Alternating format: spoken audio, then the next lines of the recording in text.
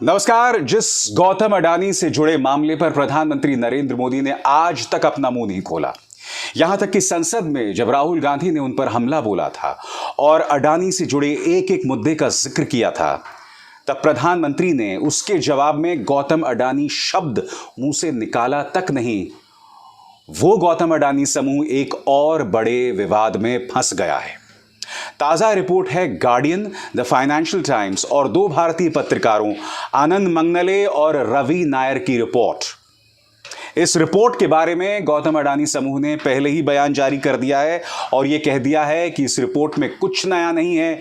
जो बातें Hindenburg report में कही गई थी उसी को दोहराया गया है, मगर यह रिपोर्ट कुछ नए दावे कर रही है जिसे खारिज करना ना गौतम अडानी के लिए और ना प्रधानमंत्री नरेंद्र मोदी के लिए आसान होगा। सरल शब्दों में रिपोर्ट क्या कहती है मैं आपको बताता हूं, एक एक शब्द को सुनिएगा दोस्तों। दरअसल यह दावा किया जा रहा है इस रिपोर्ट के जरिए कि साल 2013 से 2018 के बीच मॉरिशस से दो लोगों ने, जो कि गौतम अडानी के करीबी थे मगर विदेशी थे, मॉरिशस फंड्स के जरिए 2013 से 2018 के बीच गौतम अडानी के शेयरों को समर्थन दिया गया, खरीदा गया और बाजार के अंदर उन शेयरों की कमी हो गई। और शेयरों की कमी जैसे हुई, और आप जानते हैं जब शेयर्स की कमी होती है तो उनके दाम बढ़ जाते हैं, यानी कि नकली तरीके से अडानी समूह के शेयर्स के दाम बढ़ाए गए थे और उसका फायदा गौतम अडानी समूह को हुआ। यह दावा कर रही है ये रिपोर्ट। आप जानते हैं दोस्तों, सेबी ने इसकी जांच की थी, सुप्रीम कोर्ट ने बाकायदा एक समिति का गठन किया था, उन्होंने इस बात की जांच की थी और किसी भी गड़बड़ झाले का जिक्र इन दोनों जांचों में नहीं किया गया। हालांकि सेबी की जांच अभी भी चल रही है।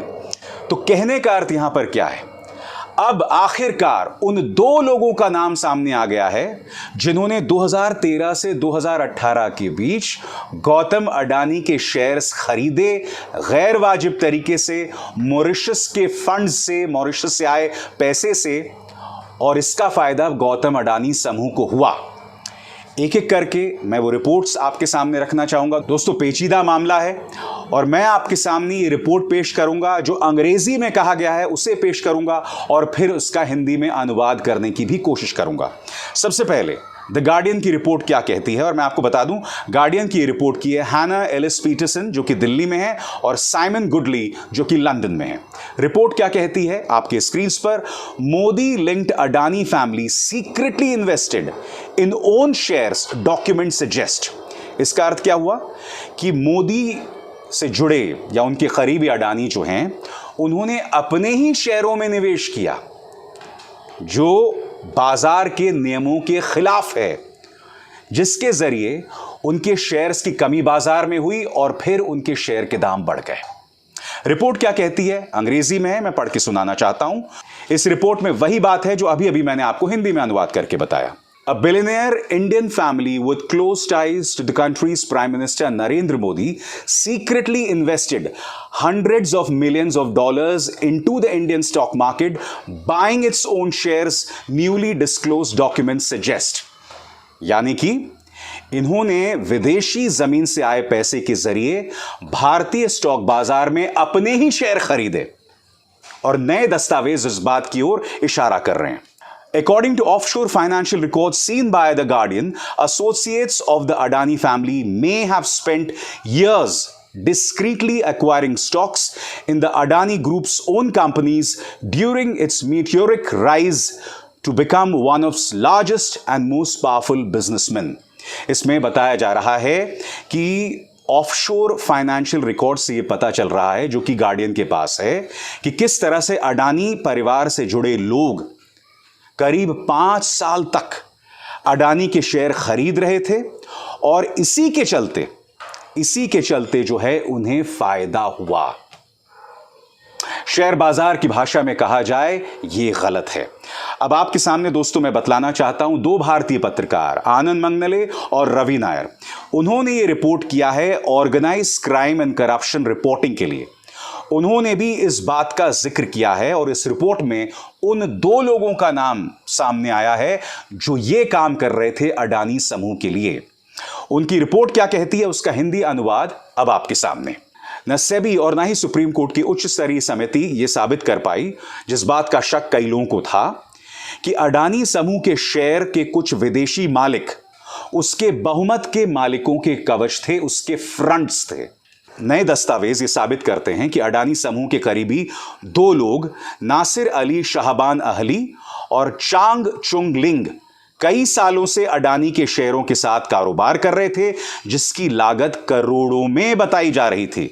ये दोनों अडानी समूह से जुड़ी कंपनियों के निदेशक हैं। रिकॉर्ड्स ये साबित करते हैं कि जिन निवेश फंड के शेयर में वो कारोबार करते थे, उन्हें बाकायदा अडानी परिवार के एक वरिष्ठ सदस्य से दिशा निर्देश मिलते थे। और ये वरिष्ठ सदस्य कौन है? अडानी के अपने भाई विनोद अडानी से जुड़ा एक व्यक्ति। मैं आपको बतला दूं, अब तक अडानी समूह एक वक्त तक ये कहता था कि विनोद अडानी का अडानी समूह से कोई लेना देना नहीं है, मगर इसी मुद्दे पर बाद में उन्होंने यू टर्न कर लिया था। आनंद मंगनले और रवि नायर अपनी रिपोर्ट में क्या कहते हैं अंग्रेजी में दोस्तों, वो मैं आपको कोट करना चाहता हूं, क्योंकि ये रिपोर्ट उनकी है दोस्तों, लिहाजा अनुवाद में कोई दिक्कत ना हो, इसलिए उसका इंग्लिश वर्जन भी मैं आपके सामने पेश कर रहा हूं।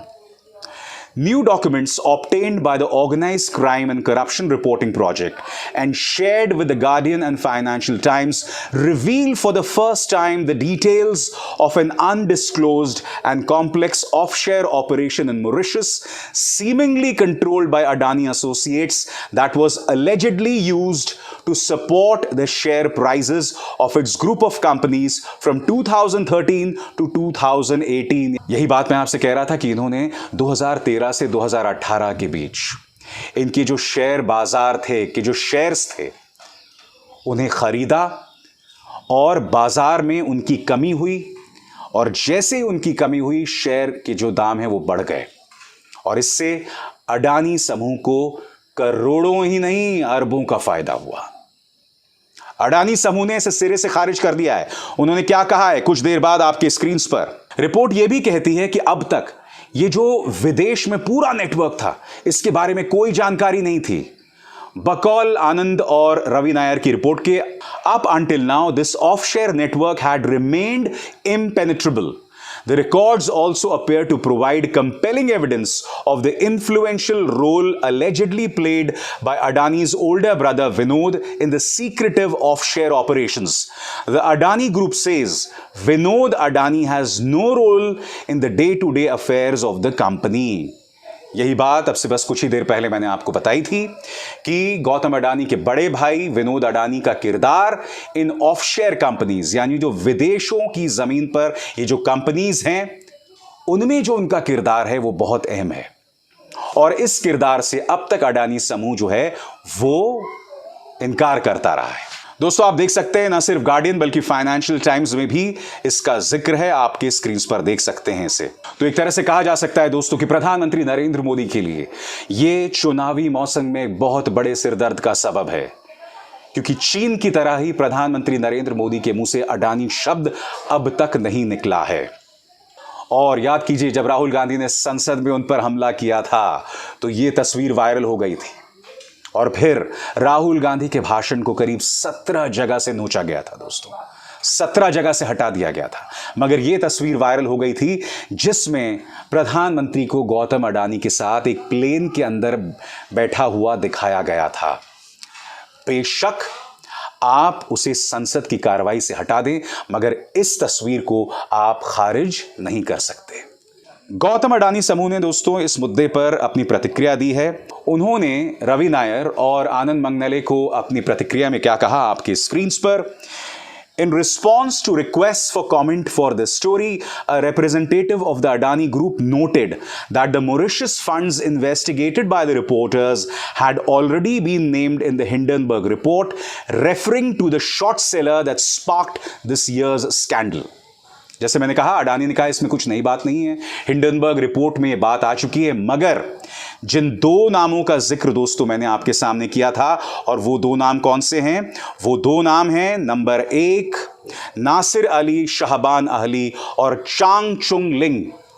ये वो दो लोग थे जो मॉरिशस फंड्स के जरिए 2013 से 2018 के बीच अडानी शेयरों को खरीद रहे थे, जिससे बाजार में उनकी कमी हो रही थी और उस कमी के चलते उनके दाम बढ़ रहे थे। पहली बार एक रिपोर्ट में यह नाम सामने उभर कर आए। इसके अलावा अडानी ग्रुप ने इसमें अपनी प्रतिक्रिया में क्या कहा, मैं आपको बतलाना चाहूंगा। The Adani representative also cited the supreme court expert committee which described a financial regulators efforts to get to the bottom of the matter as not proved. Adani समूह ने सुप्रीम कोर्ट की जो एक्सपर्ट कमेटी का भी यहां पर जिक्र किया है, जिसमें वो ये दावा कर रहे हैं कि अब तक जो आरोप लगाए गए हैं वो साबित नहीं हुए हैं।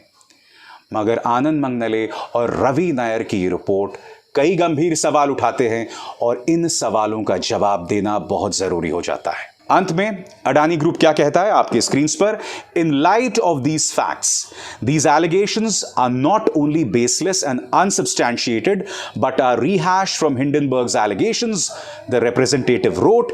Further it is categorically stated that all the Adani group's publicly listed entities are in compliance with all applicable laws including the regulation relating to public shareholding। वो ये कह रहे हैं कि शेयर बाजार के जितने भी नियम हैं हम उनका पूरी शिद्दत से पालन कर रहे हैं, इसमें कोई करप्शन नहीं, कोई गड़बड़ झाला नहीं। मगर दोस्तों, जनता के सामने जो सवाल है वो क्या है, और इसी सवाल के कटघरे में प्रधानमंत्री नरेंद्र मोदी भी आते हैं। और वो सवाल क्या है आपको समझना पड़ेगा कि शेयर बाजार में जो गड़बड़ जाला चल रहा था 2013 से 2018 के बीच, क्या आप जानते हैं कि मोदी सरकार के सामने यह मामला 2014 को लाया गया था, मगर मोदी सरकार ने उस पर कोई एक्शन नहीं लिया। क्यों नहीं लिया भला? नंबर एक। नंबर दो, ऐसा कैसे हो जाता है कि गौतम अडानी जो 2014 से पहले दुनिया के शायद 640वें अमीर आदमी थे, मोदी सरकार के आने के बाद उसके 5-6 साल बाद वो दुनिया के सबसे धनी व्यक्ति हो जाते हैं, दुनिया के दूसरे सबसे धनी व्यक्ति हो जाते हैं। और हिंडनबर्ग की रिपोर्ट आने के बाद उन्हें हजारों करोड़ रुपए का नुकसान होता है। और ऐसा कैसे होता है दोस्तों कि चुनावों से पहले प्रधानमंत्री जो ना खाऊंगा ना खाने दूंगा की बात करते हैं, अडानी के विमान में इस तरह से दिखाई देते हैं। ये सवाल हैं, इसी के चलते राहुल गांधी ने उन पर हमला बोला था कि ये सूट बूट की सरकार है। यही वजह है कि राहुल गांधी लगातार अडानी का मुद्दा उठा रहे हैं, जिन सवालों का जवाब फिलहाल प्रधानमंत्री देते नहीं दिखाई दे रहे। ये सवाल हैं जिनके जवाब देने होंगे। अडानी समूह को भी पारदर्शिता से अपनी बात सामने रखनी पड़ेगी। इंडिया टीवी को इंटरव्यू देने से या इंडिया टुडे को इंटरव्यू देने से कोई बात नहीं बनने वाली अडानी साहब। जो पत्रकार सलीके से सवाल पूछेंगे, सत्ता से सवाल करते हैं, उन्हें इंटरव्यू दें तो मजा आए। अभिसार शर्मा को दीजिए इजाजत। नमस्कार। स्वतंत्र और आजाद पत्रकारिता का समर्थन कीजिए, सच में मेरा साथी बनिए। बहुत आसान है दोस्तों, इस ज्वाइन बटन को दबाइए और आपके सामने आएंगे ये 3 विकल्प, इनमें से एक चुनिए और सच के इस सफर में मेरा साथी बनिए।